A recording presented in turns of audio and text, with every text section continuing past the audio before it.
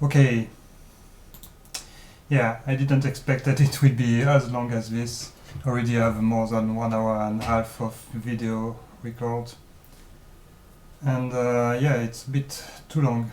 I was thinking about making a 30-40 minute video max for this introduction and making of basics component for the game. So what is remaining is not that long, and I guess I will cut the video into parts to have less difficulties on uploading them, editing them, whatever. Yeah, one little thing I forgot is we didn't set up the character. So if you go into the mesh here, we can select many simple or queen simple, whatever you want, and we just have to rotate it in the right direction. So minus 90 degrees, and to put it at the right 8 according to the capsule, so we can change the perspective to have a better view and remove the grid snapping. Alright, yeah, 87.5 should be fine. Alright.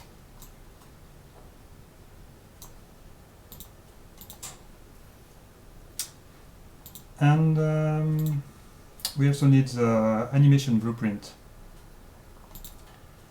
So we will use already made animation blueprint corresponding to the character you are using. And in short, the animation blueprint will play the right animation depending on what the character is doing. We will not dive into this today, but the important things is we have no movement, okay, and animation playing with the movement, but we don't have camera rotation or player rotation actually. And for that we will create a new function. Let's call it move controller, or you call it the way you want. And it's better if I'm actually renaming the function. Okay.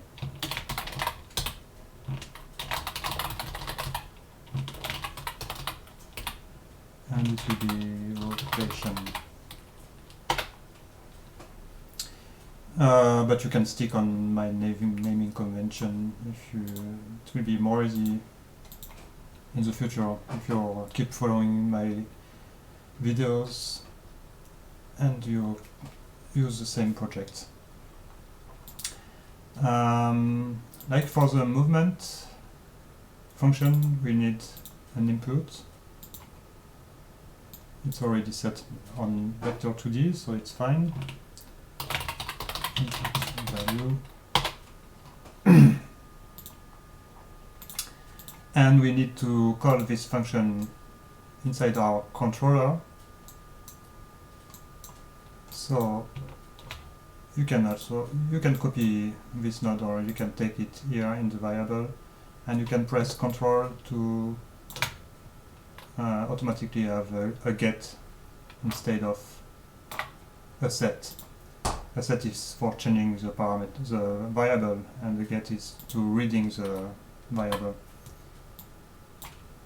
So move, rotation.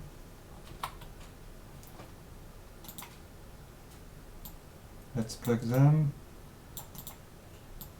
and give it input value. And now we have two options. The common way is to use the controller rotation, which is independent from the character rotation, but the character in Unreal can stick can stick to the controller rotation automatically. We can make it in a more logical way, but just for demonstrating. So it will be add rotation, add actor rotation, and we can use the local rotation, it's fine. We split this. For now, sweep and teleport you can ignore. It should be teleport because we have no physical stuff to change, but let's just ignore this. And we can we can split also this input value. So let's first add the yaw, and the yaw will be y.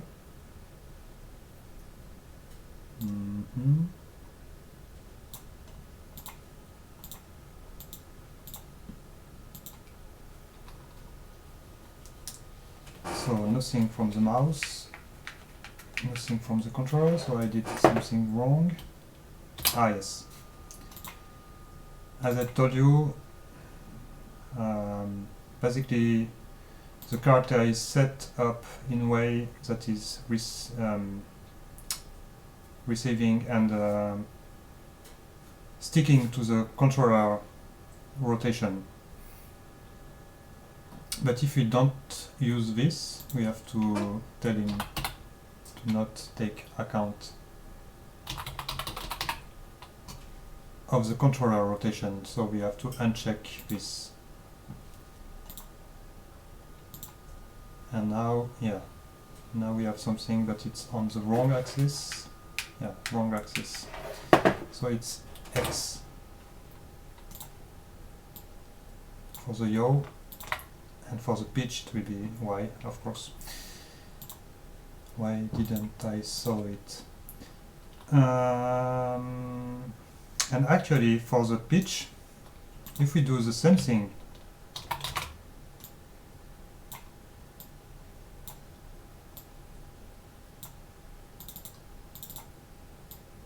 you will see that we will have a strange result, because we are rotating the pawn itself, the character. And what is happening? Yeah, you can see we are rotating the wall actor, which is not what we want, even if it's quite funny. We will, in a first-person view, because even if we are currently in a third-person view, we need to rotate only the camera. So let's take the camera and add rotation.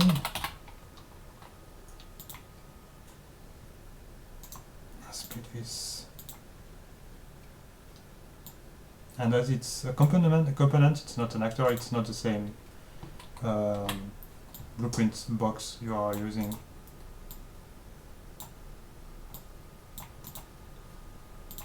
And I think we have to... no, it's fine. Okay. Let's see what is happening. Okay. Vertical rotation. Rotation on the horizontal axis, but vertical rotation is working, and that's working too. But yeah, it's not taking account of the direction we are facing for the movement.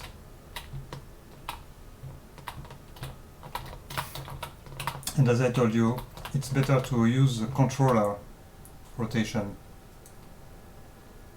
And yeah, you have to know that the controller doesn't have it's not important the location of the controller in space. Actually, it will be always at 0, 0, 0.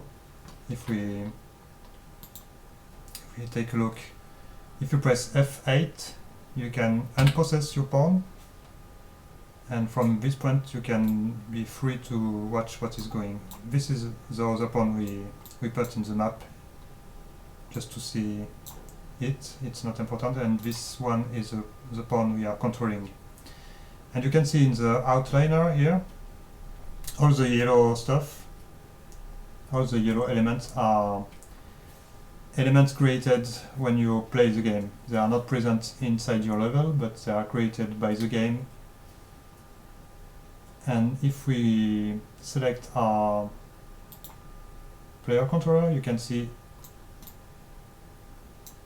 it is at the place we spawned. Meaning, if I start playing again, F8, okay, and I move my character, and I unprocess again.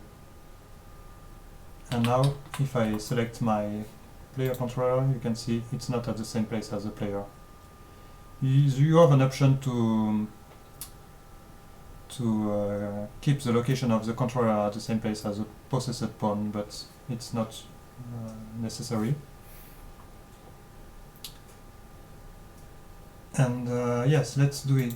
Let's go and do this in the same way as it's done here in the third-person character blueprint. So in the third-person character blueprint, you see that the input look action is adding rotation on the controller, not on the pawn, not on the pawn actor, or no, not on the camera neither. So let's do it this way. Add controller yo. Okay. And we said it was X. These two we don't care. And add controller pitch.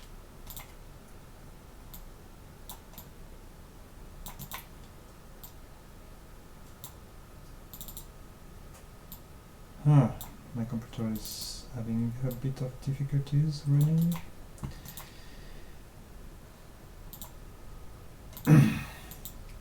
But now we also need to re-enable the use controller rotation yaw. So the pawn will stick to the yaw rotation from the controller, and the camera need to stick to the rotation of the pawn, so we have to check this.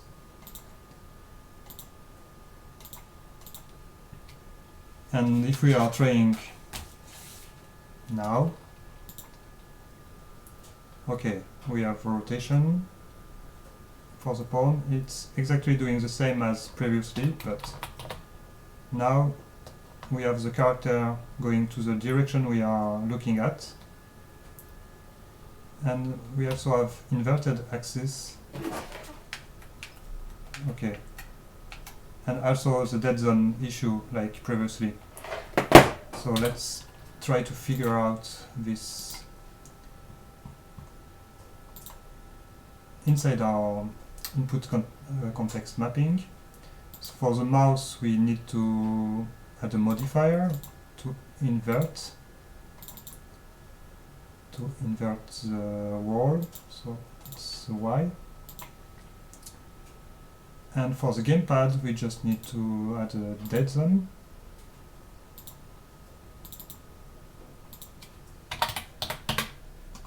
Usually you don't have to set the upper threshold, but as my computer is quite old, it's not giving exactly 1 when you go in direction, not always. Sometimes it's 0.9, 0.1 or 0.2. By doing that, I'm sure it's going to 0 to 1 from these threshold values. So when you're pressing the control joystick and you reach 0.2, 20% of the length of the movement possible, of the amplitude of the joystick, you start from 0 input, and when you're reaching 0.9 it's meaning almost on the maximum amplitude, you get 1 as an input. So now it should be working. Up, down, it's right for the mouse, and the controller is also right. Let's put back the camera in first person view, and also now we can let this guy here, this girl. So we have our camera very far away.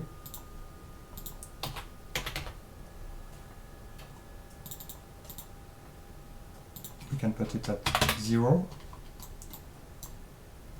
but we will be through the character, so we can put it a bit in front and near the face. Where are the eyes supposed to be, more or less? Okay, let's try again. Okay, we have a proper view, proper first-person view. We have all the movement working, and you can see some clipping issues. We will address that just after.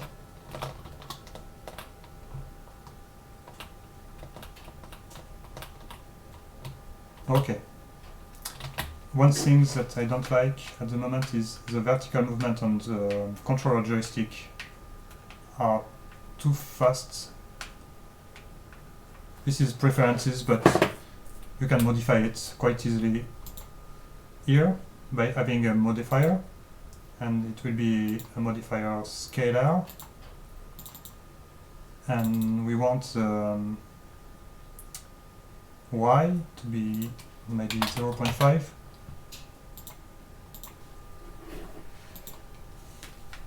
Yeah, it's more comfortable to control this way. Okay, we are good, and it was faster than previously, but it was simpler also, what I told you. Now we will do, we will change the camera position and try to get rid of most of the clipping issues.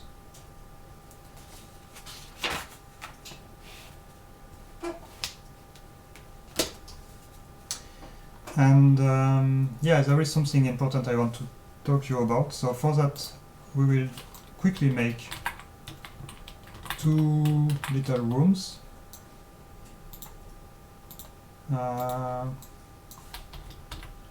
Okay, it's working. Come on, please open my content browser. Okay, fine. Nah. Let's go into the third-person content, and you have architecture stuff. Let's make 2 different rooms, one 4 meter high and another one 3 meter high. The reason why I want to do that is because we are going to talk a little bit about game feel and game scale. Okay, let's quickly do the room.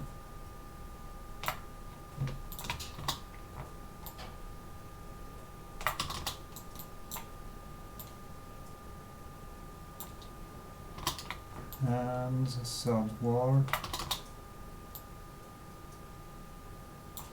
Okay, and we can maybe have a window here and here, and we need a roof, so let's put this here, and let's change these values. So we have a very simple room.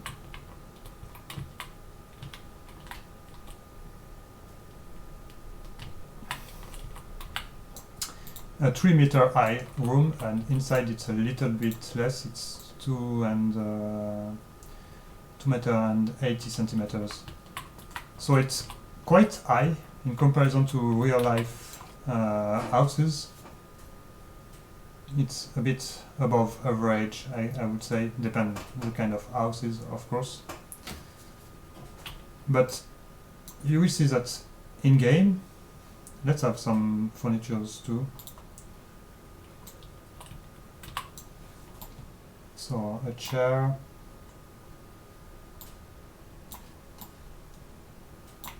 and a table, and let's duplicate this chair. Okay, what's the issue with this shader for the, yeah, okay, it was calculating. Let's save our level, and I told you we are going to make 2. So let's copy everything, and the roof, and the chair, just chairs and the table. And let's duplicate it. Let's rotate it.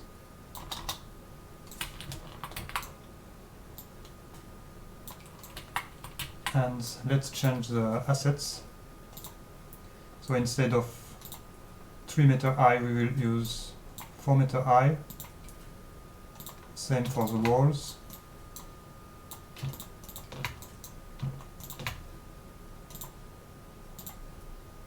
And for the windows. And let's move the roof up. Okay.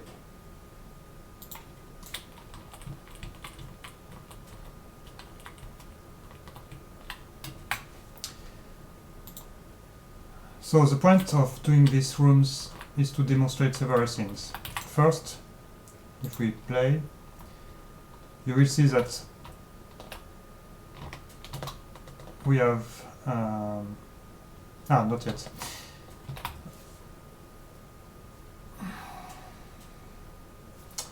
Yeah, just about this.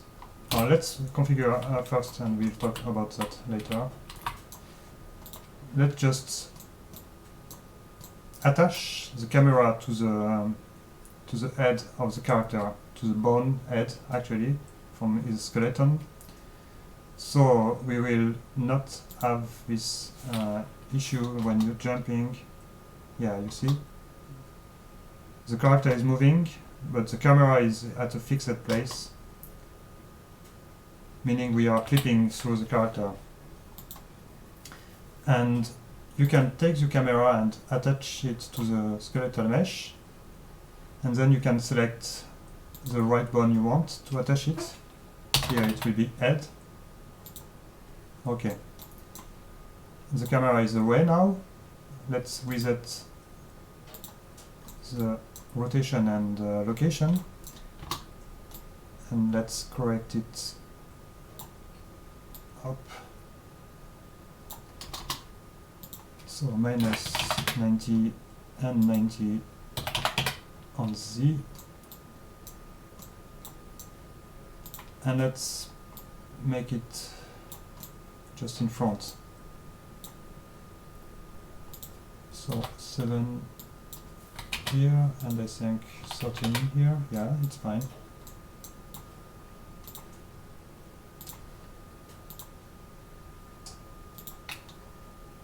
Now we don't have any more the issues, and in addition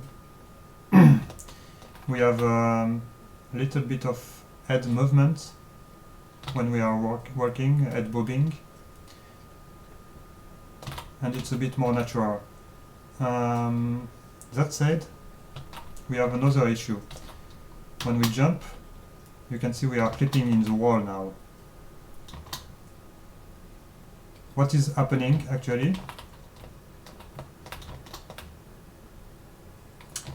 we can observe what is happening. But in short, the animation is going outside of the collision capsule, and so it's going inside the wall because the wall is close to the character. To demonstrate this, you can just put the camera away.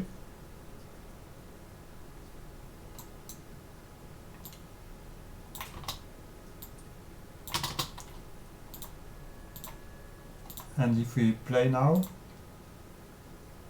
no, it's not at the right position. Oh, it should be.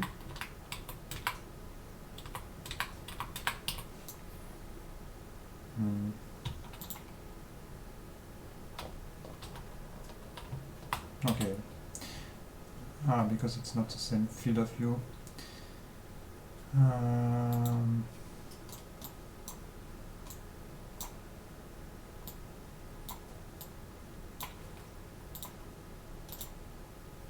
What? Okay. And you can see the jump animation. Let's slow-mo that.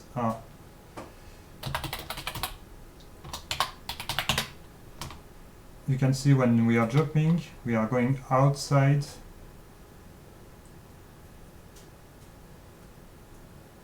And when we are landing, yeah, the camera, it's not super accurate. Because maybe we are using the controller rotation. No, because it's attached to the head. But yes. Yes. So I guess now, yes, okay. Yeah, you can see if we slow-mo the game, you can see clearly that the head is going outside when we're jumping, and also when we're landing, the head of the character is going very close to the wall, and as our camera is a bit in front of the head, we are going inside the wall. For now, I'm focusing on core mechanics for the game. So I'm using the mannequin character instead of using my own character to gain some time and to start iterating on the important things, on the priority things.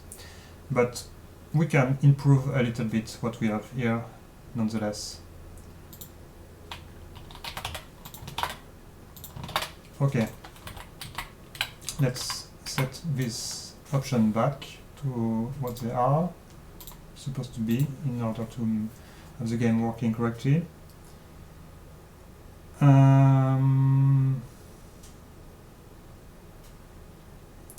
Okay,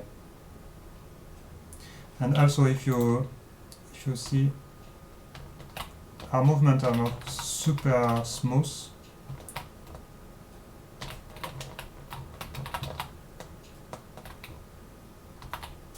Well, it's fine for what we need, but it's not super smooth, and it can be a little more smoother than this. So there are several solutions to address the issue. None of them are perfect, except if you are doing a lot of stuff with the rigging and with IK rig, actually, with the controller rig. You can determine a good place. You can also cut your skeletal mesh in half and hide the head for the player. But we are going to try to make an easy solution,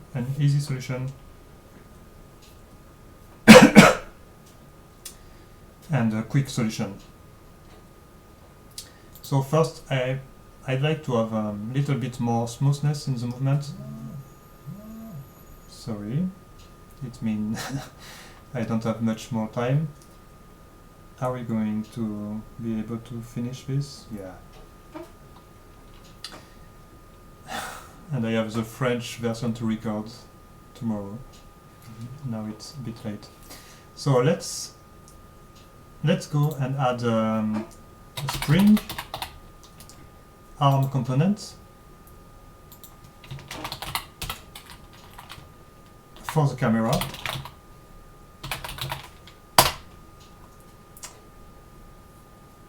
And we will attach the camera to the spring arm actually.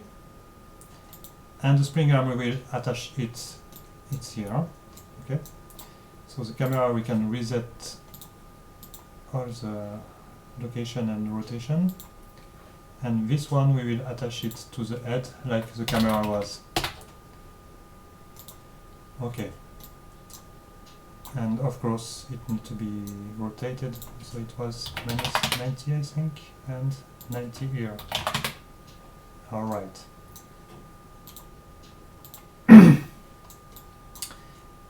But we also need to move it a bit height. And in the center of the skull it's quite okay. So just one thing to change is the spring arm. So here we are inside the head, it's not fine, we need to be a bit in front. And for that we need, I think, -9.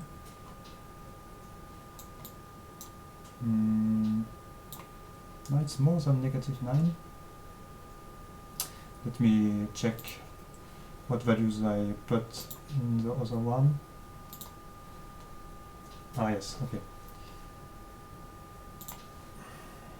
I just moved it, yeah. So you can see the spring arm is these red things. And the camera is at this point here. And it has this amount of distances as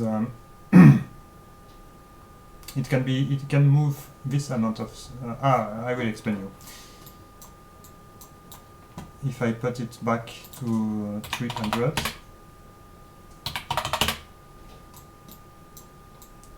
you will see that we have here a probe size and do collision test. It means that if we have an object in between the root of the spring arm and the end of the spring arm will adapt its distance, the target arm length will adapt in order to don't be obstructed by geometry around the player. So if we can demonstrate this here, now of course the amplitude of movement are very high as we are attached to the head but with a big arm. But you can see if I go here, you see? The length of the arm is adapting because we are colliding with the geometry.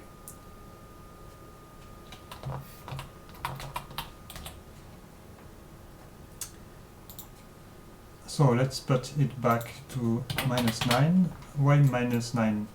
Because I want the camera to have the possibility to go a bit, to move a little bit in case it's colliding something in front, you know?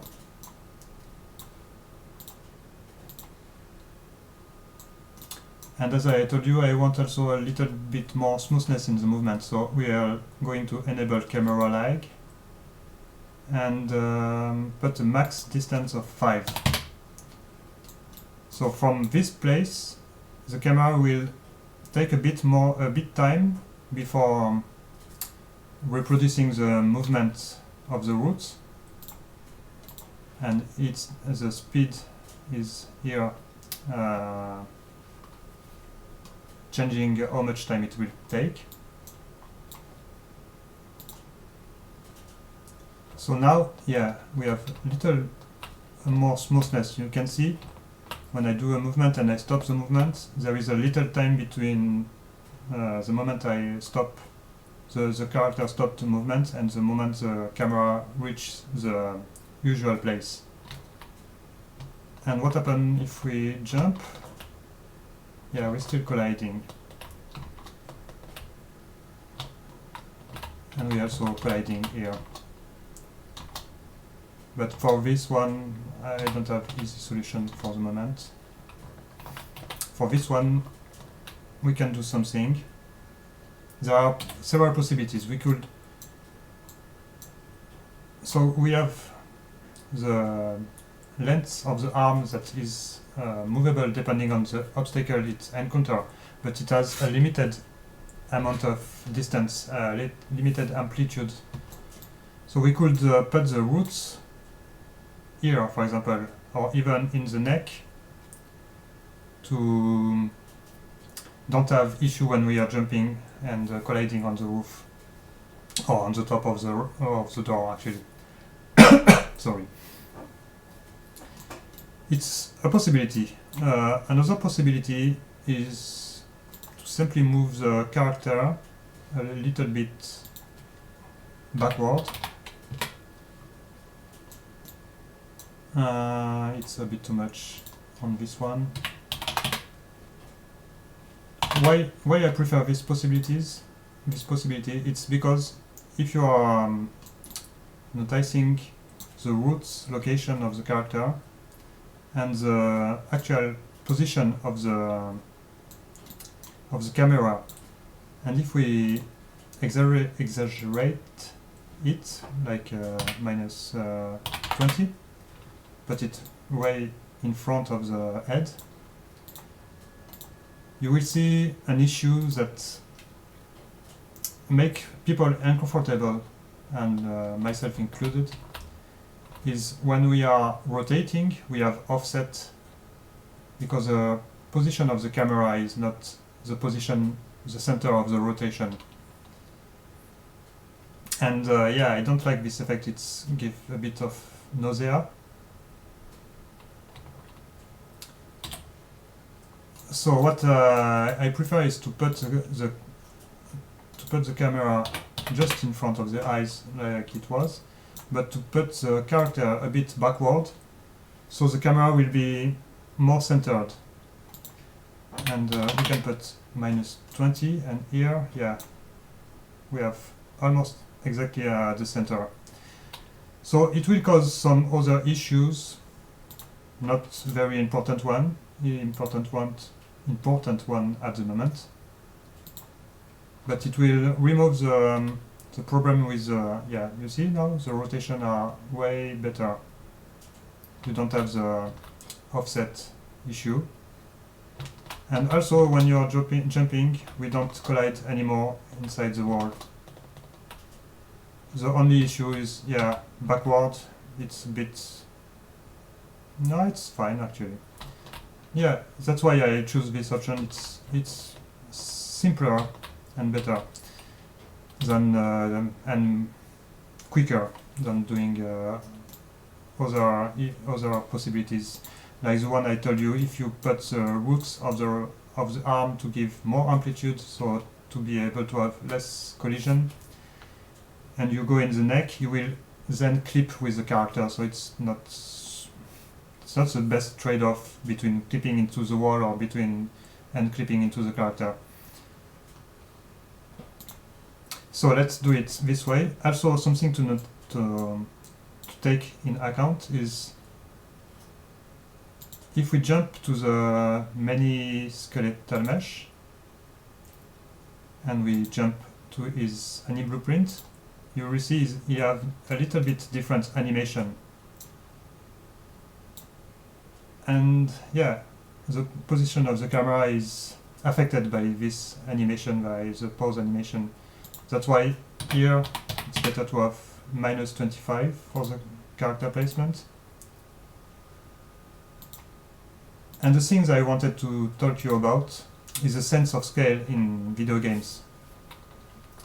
Of course, we are in a video game, we are not seeing reality through our real eyes or even real camera. So it won't be, even with the VR headset, it won't never be exactly the same as a sensation and perception of the reality and scales that you have in real life. So in video games you usually have convention, like having the roof from a wall at 300 centimeters, having the doors to be actually wider and higher than real doors. And you can try to find what suits you the best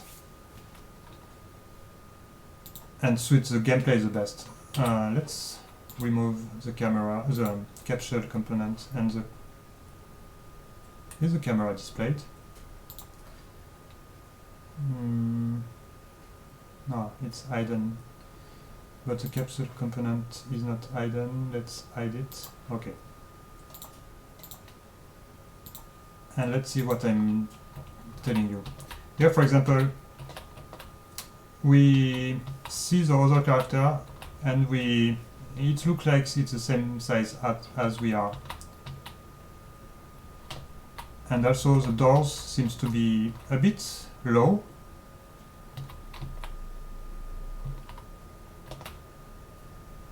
In comparison to doors of this size in real life, because it's already bigger than a normal doors frame. And the furniture seems to be okay. And if we go in a higher room, yeah,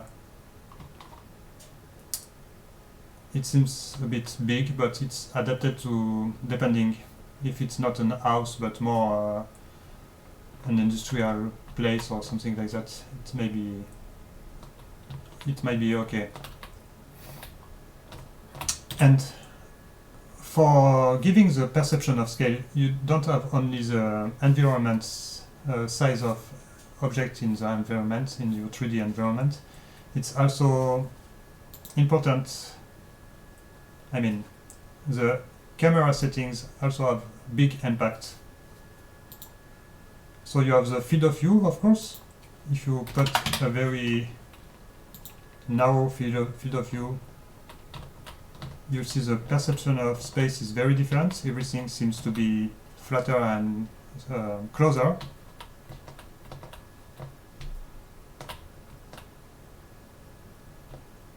And it gives you a very different sense of scale. And not only this, but you can see that even changing just the location of the camera for maybe, I don't know, no, not this one, not this one, it's this one then. For 7 centimeters, 7 centimeters is not much, but if we put the camera just here, you will see that we look way smaller. And in comparison to this guy, we can believe he's taller than we are, and actually it's exactly the same character. And here, yeah, we have a different sense when you're different apprehension, perception of the door, and the furniture seems to be higher, like if we were not a kid, but yeah, a smaller guy. So it's all these parameters has an impact on your perception of the scales and the distances in the game. So it's important to consider them. Okay, we are fine. We just want to show you a little bit of parameters that can be useful. In the movement component, you can easily change the warp speed, the acceleration, the friction. It's useful, and how it's working. Max acceleration is how fast you will reach the maximum speed. For example, if we put a maximum speed of 2000 and we try, okay, we need a little bit time to reach this speed. But if we put that to very high number, the max acceleration, you'll see that we almost instantaneously reach the maximum speed. For the deceleration, that's a bit similar. Keep at a very low deceleration rate. When I stop going forward, I take a bit of time before actually stopping the movement. It's not that much at this speed, because we also have the braking friction factor. If we reduce this to 0.1, you will see that we have very slippery movement. You see? I stop pressing the button and I continue to slide on the ground. Okay, I just wanted for the beginners to show you these parameters, and feel free to experiment with all these parameters and to make your own test and to find the right balancing for the sensation you want to provide to the player according to the game you are making and to the importance of the movement inside your game. We did it. So it's time for the conclusion. If I'm okay, yeah.